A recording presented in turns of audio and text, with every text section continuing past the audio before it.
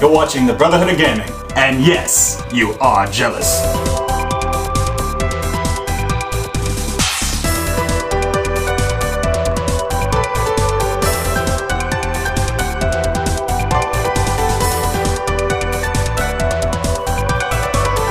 It's 2011! Which means we need to come up with a New Year's resolution. I got it! I will tell you a secret. I am a Kingdom Hearts fan.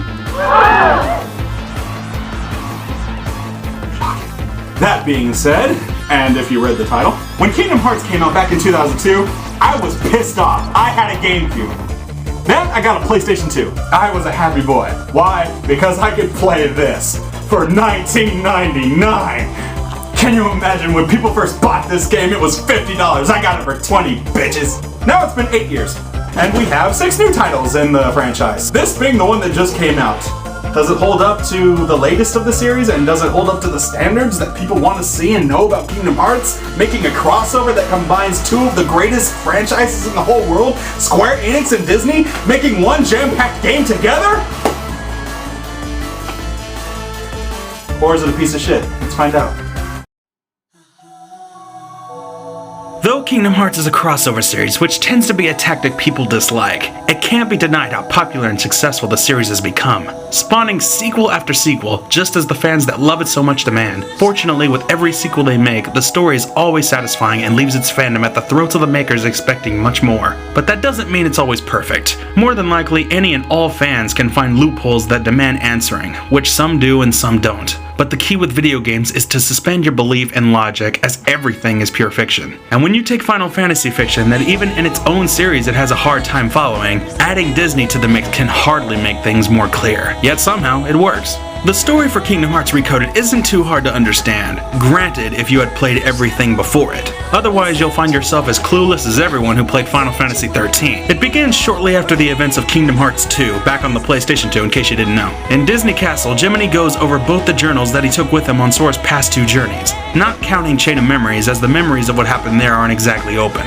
Noticing aside from writing Thank Namine, he uncovers another sentence that leaves him baffled. Telling Mickey about it, they pull out their convenient computer machine of whatever and turn the book into... I don't know how this is accomplished, so just go with it. Realizing that the journal went through hell, having glitches and viruses, the only way to solve this problem is to create a dated replica of the main hero. Whilst giving explanations, the heroes begin to notice that they too have been imported inside the computer's world of holograms, but then soon discover that they are trapped and cannot get out.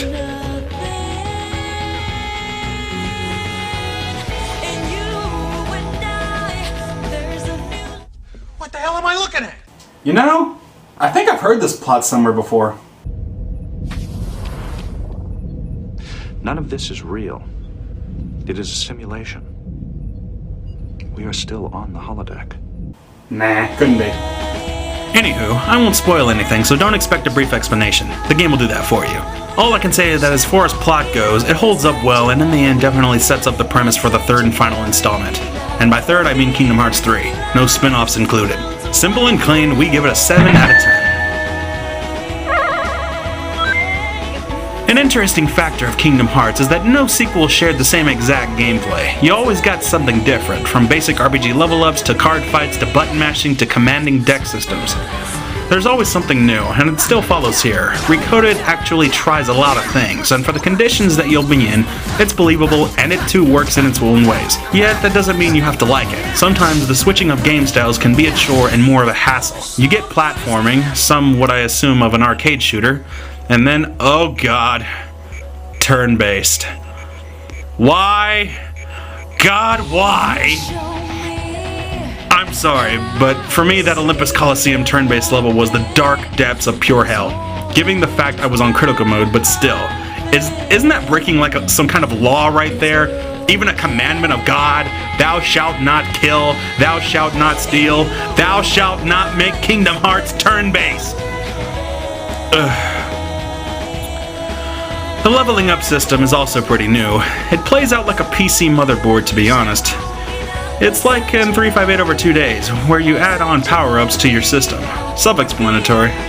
The cheat system is also a nice touch, though altering it too much can make things a little rough.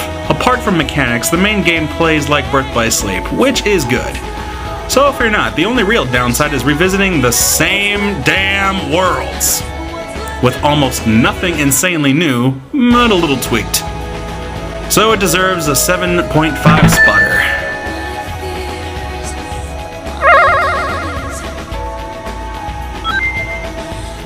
Ah, the music. You wanna know what I think of the music?